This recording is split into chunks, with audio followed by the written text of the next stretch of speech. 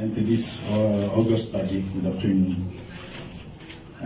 I am deeply honored and humbled standing here before you today as new head of the City Assessor's Office of Iloilo City.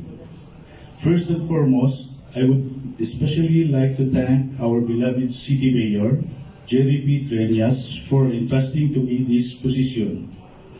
In this pivotal moment of my career, I would like to give thanks to God.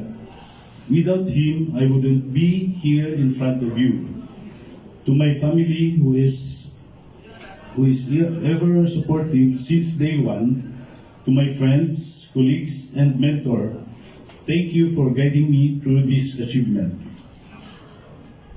This opportunity will give me a chance and considerable growth of my knowledge towards work and my career.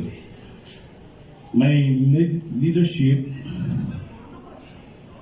ability has been essential to my professional development that I would confidently uphold all the corresponding tasks, responsibility, and expectation as the City Assessor. Good afternoon. God bless us all.